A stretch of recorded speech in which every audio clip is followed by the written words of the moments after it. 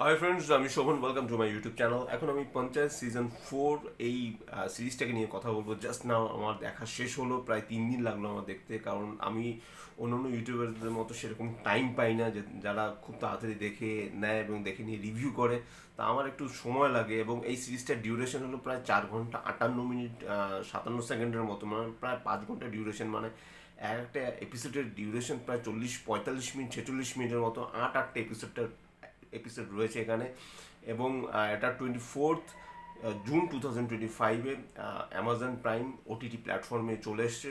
তো দেখুন, season 1 season 2টা কিন্তু আমার মতে ফার বেটার ছিল। সিজন 3টাও মোটামুটি ছিল, কিন্তু সিজন 4টা কিন্তু একেবারেই জমেনি। মানে প্রায় 5 ঘন্টা সিরিজ আমি দেখছি, সেখানে প্রায় একটা দুটো সিন রয়েছে।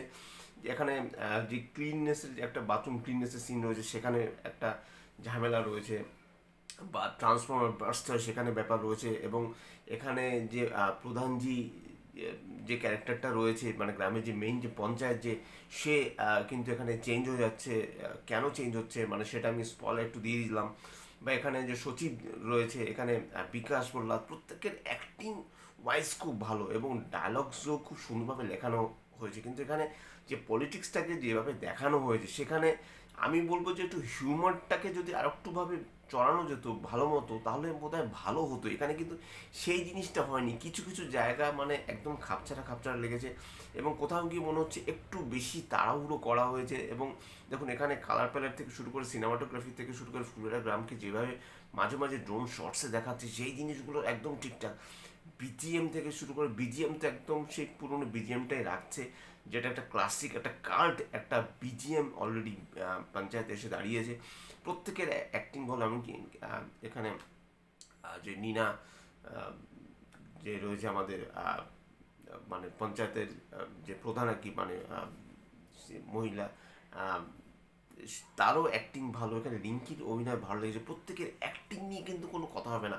এখানে একজন লাউ মার্কায় দাঁড়িয়েছেন, তো আর একজন হলো প্রেশার কুকার মার্কা দাঁড়িয়েছেন। বাট একটা প্রেশার কুকার বার্স্ট করা সেই জায়গাটা, বা আলু নিয়ে যাচ্ছে এবং আলুগুলো ফ্রিতে দেওয়া হচ্ছে, তারপরে আবার পরে একটা সেখানে আর একটা পলিটিক্স খেলে সে আলু সমস্যা দিয়ে তৈরি করা, এই যে জিনিসগুলোকে খুব সুন্দর ওয়েতে জিনিসগুলো সাজানো হয়েছে। কিন্তু দেখুন, প্লেটে আপনি জিনিসগুলো সাজালেন, কিন্তু সেই খাবারগুলো যদি ঠিকঠাক মতো টেস্টি না হয়, তার মধ্যে মানে মাল মশলা যথেষ্ট কম রয়েছে।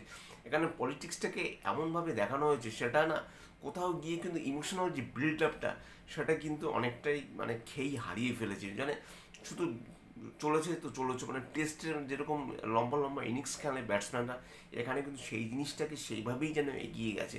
তা আমার কিন্তু এই সিরিজটা, আমার মনে হয় যে ওই সিরিজটা হয়তো এখানেই এন্ড করা উচিত। এর আমার মনে হয় সিজন 5 নিয়ে আসা উচিত না। এবং আমি কিন্তু প্রচণ্ড হতাশ হয়েছি। আমি কিন্তু এক্সপেক্ট করেছিলাম যে, যদিও সিজন 3 এবং সিজন 4-এর মধ্যে গ্যাপটা কম, সিজন 1-এর পর কিন্তু সিজন 2 প্রায় 2 বছর পর এসেছিল। কাজেই সিজন 1টা যেরকম ভালো মতো বানানো হয়েছিল, সিজন 2টাও কিন্তু খুব মন দিয়ে যত্ন নিয়ে বানানো হয়েছিল। সিজন 3টা আমার মোটামুটি লেগেছে, কিন্তু সিজন 4টা কিন্তু সিরিয়াসলি বলছি আমার একেবারেই ভালো লাগেনি। আমার যারা ফেলো ইউটিউবের যারা রয়েছে, তাদের আমি রিভিউ সেভাবে শুনিনি, কাজে আমি বলতে পারবো না তাদের কীরকম লেগেছে। হয়তো বা তাদের ভালো লেগেছে, বা তারা হয়তো মানে তাড়াহুড়ো করে কীভাবে দেখেছে আমি জানি না। অনেকে তো রাতারাতিই দেখে নিচ্ছে।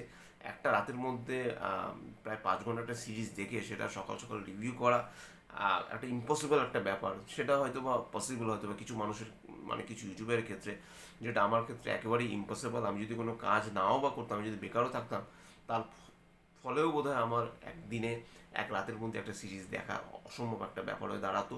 কারণ একটা জিনিস দেখতে হলে মন দিয়ে যত্ন নিয়ে আস্তে আস্তে ধীরে সুস্থ দেখতে হয়। ভিউজের জন্য তাড়াহুড়ো করে কোনো লাভ নেই। তা যাই হোক, আমি বলবো যে এই সিরিজটা একটা ডিসেন্ট ওয়াচ। আপনারা দেখবেন কি দেখবেন না সেটা সম্পূর্ণ আপনাদের ব্যাপার।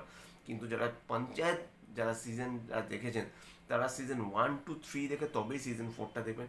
চট করে সিজন 4-এ যদি দেখা আরম্ভ করেন, তাহলে কিন্তু ক্যারেক্টারগুলো সম্পর্কে আপনারা কিছুই বুঝতে পারবেন না। বিকাশ, প্রহ্লাদ, সচিব, প্রধানজি, এই ক্যারেক্টারগুলো কিন্তু মানে সত্যি কাল্ট মানে ক্যারেক্টার। এই ক্যারেক্টারগুলো খুব সুন্দরভাবে জুড়ে থাকবে, এবং এখানে কিন্তু সেই জিনিসটা রয়েছে। তারা কিন্তু একজনের সাথে আরেকজন কিন্তু শেষ অবধি ছিল, এবং শেষটা কিন্তু সত্যি যে একটা ভোট হয়, সে ভোটের যে রেজাল্ট সেটা আশানুরূপ হয়। একটু দুঃখ পেয়েছি সে ভোটের রেজাল্টটা শুনে। তো যাই হোক, এটাই ছিল আমার পঞ্চায়েত সিজন 4 এর রিভিউ। যদি আপনাদের আমার চ্যানেলটা ভালো থেকে লাইক, শেয়ার, কমেন্ট এবং সাবস্ক্রাইব করতে ভুলবেন। আমার চ্যানেলকে ইনস্টাগ্রামের লিঙ্ক, ফেসবুকের লিঙ্ক এবং ইউটিউবের লিঙ্ক আমার ডিসক্রিপশন বক্সে দিয়ে দেওয়া রয়েছে, সেখান থেকে আপনারা কানেক্ট করতে পারেন। এবং পঞ্চায়েত সিজন 4 কার কি লিখেছে আমাকে কমেন্ট বক্সে অবশ্যই লিখে জানান। Till next video, tata.